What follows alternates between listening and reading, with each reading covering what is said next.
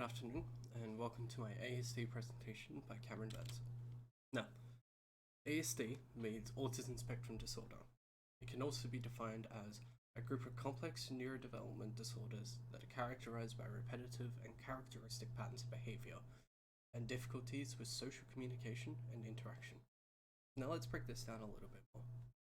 Symptoms such as lack of eye contact, having trouble understanding feelings, so basic levels of empathy, inability to show facial expressions, and being unresponsive to the call of their own name will be shown in younger years. As students get older, they may have strange hobbies, or hobbies that other kids that are in age, their own peers share. This can be seen as confirmation of ASD behavior. Now, how does this affect the classroom? Academically, the main issue is going to be with language in the classroom, talking and communicating. The language and communication will also seep into recess and lunchtime, and this can create issues with students that present with ASD in befriending their peers.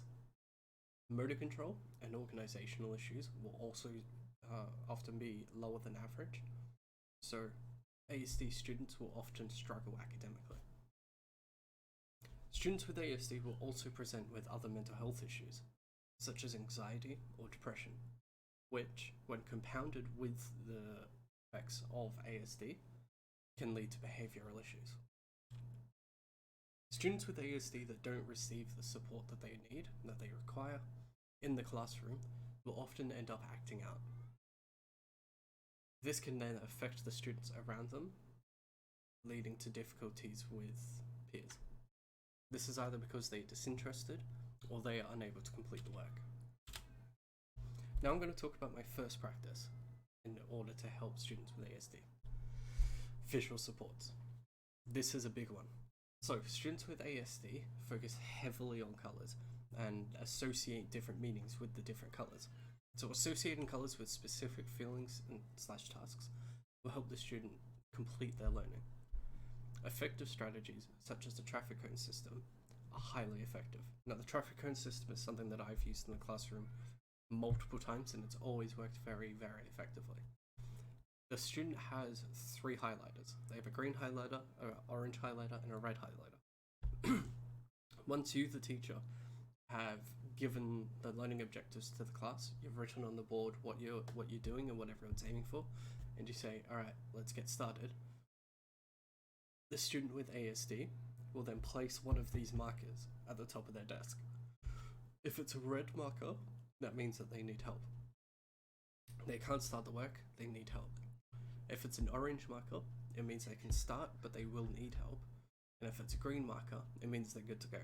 And this is a really effective way for students that have difficulties communicating to do so without actually having to be verbal.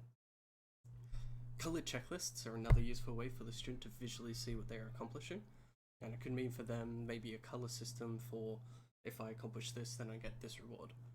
So visual support's a very useful way to communicate without verbally communicating. Secondly, support plan. Now, support plans are something that you see in all schools. You've got support plans, individual learning plans, whatever you want to call them. The best thing about support plans is that they're tailored specifically to the student. A big issue with ASD students is that they don't all present the same. You can't always just say, this worked with student A, so it's going to work with student B.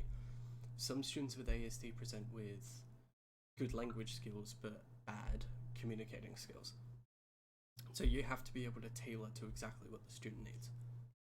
So a lot of these support plans will have sections on behavior management, such as if I act this way, then this will happen, and how to solve these problems. And then learning objectives is a big one. So the student with ASD can say, I want to learn this by the end of the week. How can I help? How can you help me? This is how you can do so. So it could be, I want to learn how to write my name by the end of the week by myself. What do I need for this? I need a special pen. I need someone next to me showing me how to write the letters. So, thank you very much for listening to me today. The final slide is going to be a resource section. I highly advise that you look at a few of these. These are really, really good resources for teaching students with ASD. Thank you very much. Goodbye.